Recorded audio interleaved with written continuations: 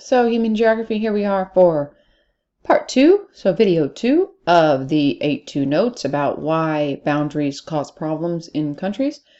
And where we left off was on the section about landlocked states and the challenges that being a landlocked country, which is a country like Botswana and Zambia and Zimbabwe, who are, that's also Rwanda and Burundi over here, who are locked in by the land of other countries, meaning that they do not have access to the sea. So again, this creates a scenario where they need economic cooperation between them and the countries surrounding them that are on the coast that have that seaport.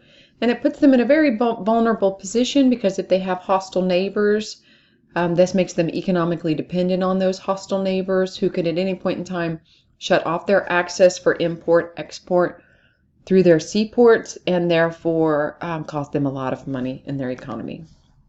Next, let's move on to the walls and border section of our questions. So when we look at our walls and borders, if you remember, we did this in our preview when we read the article about is a wall ever just a wall, which was that New York Times article that you guys read.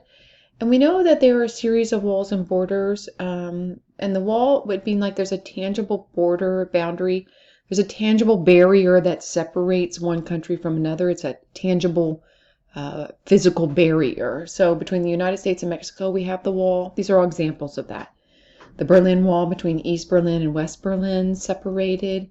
North Korea from South Korea, you have the DMZ, the demilitarized zone. If you remember, that's the zone that keeps the North and South Korea from having a direct boundary between them, and they have that no-fly area that is monitored by the United Nations in between. That's called the DMZ, demilitarized zone. That's where there's no military. Between Israel and Palestine, or Israel and the West Bank, or Israel and Gaza, they have a wall that they are building. Israel is building, the government of Israel is building between them and the West Bank and Gaza to separate them from the Palestinians. In Hungary, Serbia, if you remember, they have the wall, the fence that they're building between them. That's really more of a fence, and between Morocco and that territory that Spain is that Spain controls, that is right next to Morocco.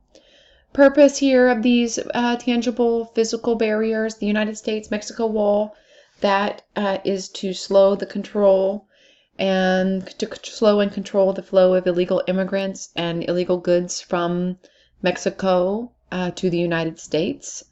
The Berlin Wall from East Berlin to West Berlin was to prevent East Germans from fleeing to the West German, more democratic West Germany.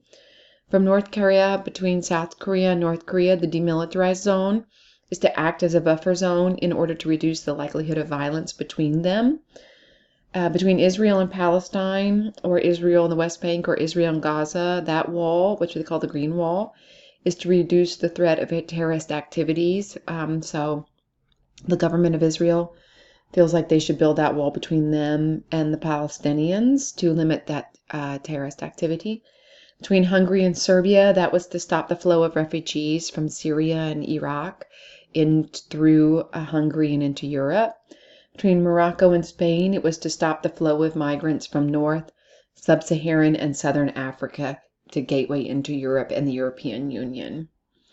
Next, let's talk about political consequences of these walls, these borders, having this physical barrier between one country and the other. Remember, a wall, like a physical barrier, is to keep some people from coming in. So it's to either keep people out or to keep your own people in. So this political consequence can be increased tension between neighboring countries or among citizens within a walled country. So it can be that tension between, like if we had issues between us and Mexico because we're building that wall between us and Mexico, or between people within the country who either support the wall or don't. Some within the country may support that barrier and the purpose of it, whereas other people don't support it. It could increase isolation, like the reduction in the diffusion of culture. It could stigmatize and exclude populations, like either internally or externally, like it villainizes them to some extent and alienates them, and then they can't get jobs and economic activity. It promotes nationalism, it reduces this foreign influence and increases xenophobia. So reduced foreign influence, many people would say that's a positive element, but increasing xenophobia, that means the fear of other cultures or the I don't want to use the word, the disenfranchisement, the disinterest of other cultures can increase illegal crossing of the border. That increases and therefore becomes more dangerous for people. That's a political consequence. Separates families, friends, relatives, and culture groups from one country to the other. It can create international censor if it's being done unfairly, like in that wall in Hungary, that's become very unfavorable and people and unpopular, especially in European countries like Germany, are very against that wall. Increased protection, security from either real or perceived threat. So it can actually increase, like if for Israel, they feel like that increases their security, having that a wall up to where there's no just flow of people coming into their country where they believe could, not everyone, clearly it's a small percentage of people who are going to do bad things, but they feel that it prevents that from occurring. Let's talk about economic consequences of a wall. Obviously, the most obvious is the cost of construction, maintenance, and staffing that wall and that border. So the cost of building can be in the billions. It does create jobs in construction and maintenance and staffing, so that is a positive impact. It does reduce the flow of illegal goods, so that's an economic effect. So then there's no undermarket or side market for goods. This is the reduction in flow of illegal labor and a potential savings in social costs. For some, though, when you don't have that illegal labor coming in, that means maybe there are people within your country or that country, that destination country, that can't get those jobs. But the loss of job opportunities for those who are excluded means less money earned and less money sent home. So it ends up being reverse remittances, where then remittances whenever a person from, let's say, who's come here from Mexico to work, and then a remittance is they send money back home to people in Mexico to help them live. A reverse remittance would be that they then have to send that money back because the people who have migrated illegally can't really get those jobs. It's a loss of cheap labor for the people in that destination country who now who are using that illegal labor as cheap labor.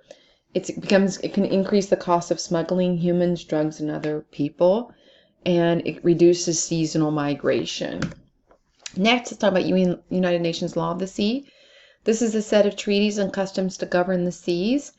The main laws that we're most concerned is that there are 12 nautical miles that are the set territorial sea boundary. That means that they have the laws apply for 12 nautical miles offshore, that they have that legal jurisdiction for that country. So if a person goes out 10 miles offshore and commits a crime, then that country has that legal jurisdiction over them.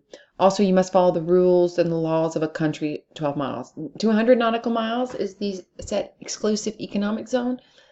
That means for 200 miles off of the coast of that country has fishing rights, all mineral rights in the seabed, natural resources rights in that seabed, and the shipping rights. Next, let's talk about the type of boundaries. We know we have a frontier, which is a zone where no state exercises complete political control. Antarctica is the last major frontier, and so many countries are now fighting over that territory in Antarctica to try to get those mineral resources out of Antarctica. A shatter belt is also a type of boundary, and again, this is a region that's caught between two stronger countries in conflict that is under pressure. So Eastern Europe during the Cold War, they were caught between the Soviet Russia and the democratic western part of Europe and the United States, and they kind of got a lot of collateral damage and aftermath was forced on them because that's where they were squeezed in between them. Southeast Asia during the Cold War, same thing. This would have been Vietnam, Laos, and Cambodia was caught between the in Vietnam too. This was caught between the Soviets in Russia and the Democratic West with the United States. So we know we have two types of boundaries. Many boundaries are a combination of both types, physical and cultural. Physical features on Earth's surface make good boundaries because they are easily seen both on a map and on the ground. There are three types of physical elements that serve as boundaries between states. Those would be mountains, deserts, and waters. And there are all sorts of different examples of the borders that are mountains, like between Nepal and India. You have the Himalaya Mountains. Deserts, you have the Gobi Desert between Mongolia and China. You have water, which would be like Rio Grande River between the United States and Mexico. Next, we have our cultural boundaries like religious, language, and geometric. We know religious would be as you go from India to Pakistan, it goes from primarily Hindu to primarily to Islamic. As you go from France into Germany, it goes from mostly Roman Catholic to mostly Protestant. Language would be from the United States and Mexico, go from English to Spanish. Geometric is, these are straight line boundaries drawn on a line of latitude or longitude. That should say, or longitude, sorry. These are just straight line boundaries that are created just to set that boundary. So you see between Alaska and Canada, see how that's a straight line? There's no physical feature on Earth that exists that creates that boundary. Same here, this parallel, 49th parallel, north latitude between US and Canada. You see a lot of them in Africa because of the superimposed boundaries, which brings us to the next one, which is about superimposed boundaries, which are boundaries or borders placed over and ignoring an existing cultural pattern. So again, so you have an external force, that external group like the British or the Europeans who force those boundaries onto already existing people in an area. So this would be like what the Europeans did to the Africans during colonization, where they just sat around a table during the Berlin Conference in 1884 and divided up Africa into different colonies. It's just arbitrarily imposed boundaries.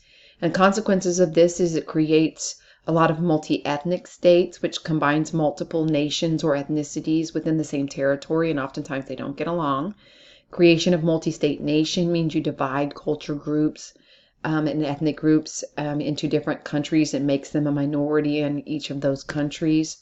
It can lead to internal struggle, like increased chances of religious, ethnic or tribal conflicts. Leads to external struggle, which is the increased chances of international, regional, or cross-border conflict. Because especially if you have a lot of minorities split between multiple countries. It can lead to the loss of culture, loss of language, cultural tradition, the new culture, or the culture of the other groups forced on those minority ethnicities. Or it can lead to the adoption or creation of new languages like Creole or European languages that are adopted, creates the lingua franca like Swahili in Eastern Africa. Increases migration, like larger numbers of refugees or internally displaced people because they're being discriminated against in their own country or there's a war. Or there's lost or limited access to natural resources. The boundaries may separate or exclude them, leading to economic dependency like landlocked countries. Next, final one here, let's talk about the difference between unitary and federal states and then gerrymandering. Unitary and federal states, anytime you see this internal division like this into separate provinces, this indicates, just like within the United States, that this is a federal system. When you see that there isn't an internal division, then you notice that it's a unitary system. Unitary state, like this one here in Czech Republic, most power is in the hands of one central government official. This would be like central government would be for us, like the government in Washington, D.C., our national government. The unitary state you tend to see in small countries, monarchies, oligarchies, and dictatorships, like in nation states. The federal state system, this allocates the strong power to the units of the local government within the country. So this is shared power between those local units and that strong central government like we have in the United States, where, and let's move on to video 3 to finish this up.